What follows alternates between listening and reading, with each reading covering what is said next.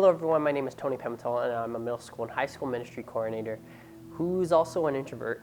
I think a lot of us ministers are introverts and people don't realize that. I have to explain to people that I'm like an introvert and extrovert clothing. I'm in front of the crowds and I'm doing like the videos and stuff, but I still wrestle with a lot of things in my heart. I still have to always challenge myself to get out of my comfort zone. That just being a minister, you're still called to get out of your comfort zone. That's still a very present reality, especially doing this job as a youth minister. This is something I've always struggled with though. Freshman year of high school, I think I started to realize that I do in fact have anxiety and depression. I wrestled with a lot of things in my heart in my freshman year, a lot of questions in my heart like, am I loved? Am I really cared for? Do I have people that care for me? I had a house that I lived in, but I didn't have a home. I don't know if that's relatable. I had a house, but I didn't feel like I had a home.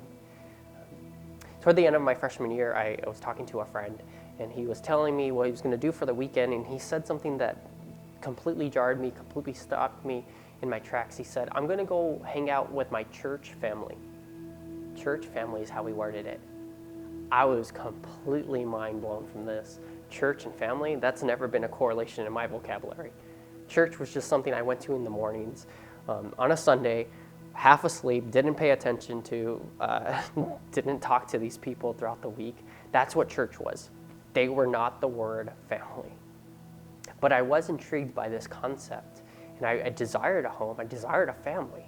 So I started to go to the youth group at my parish, and immediately was baffled because I went, and that's when I realized you could go to church and have fun.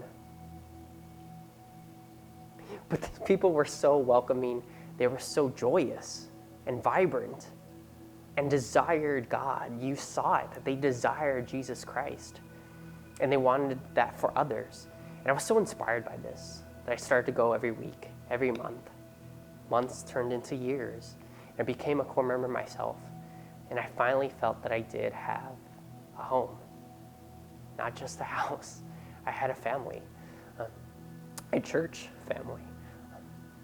When I was praying as a core member, I was praying to God, where do you want me? What do you want over my life? Where do you want me? A prayer that I encourage everyone to pray, but also to have the courage to respond. Jesus is that person that begs a response, right? His love begs a response. So I was praying, what do you want over my life? And he said, I want you to work with the youth. Specifically, I want you to work for the church. And I think when we hear God's call, sometimes we get fearful, sometimes we get doubtful even, and things in our heart begin to stir questions like, am I worthy enough? Do I know enough? Am I good enough?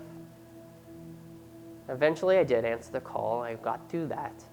And still to this day, I still have those same exact questions. Am I good enough? I mess up so much, God. Am I good enough? And that might be you in your personal vocation. You may have heard God tell you where he wants you, and you might ask yourself, can I do it? Am I good enough? And I think when we have these doubtful questions, or at least I know for me, when I had these doubtful questions, they were all based off of one thing: success, right? Am I good enough? Will I be successful in this?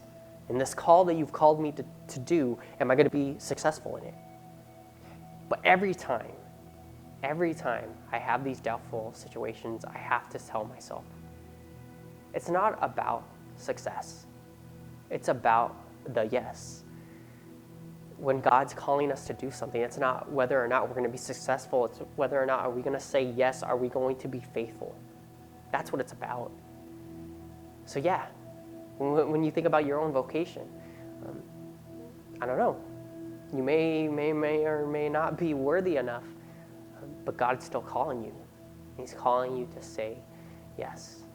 And that's where I'm at. Still think about it all the time, pray about it. God, are you still calling me this? Are you calling me left? Are you calling me right? I'll be your obedient servant, but where are you calling me? And I know it's not to be successful, but it's to be faithful. It's to say yes. And that's what I'll continue to do until God calls me somewhere else.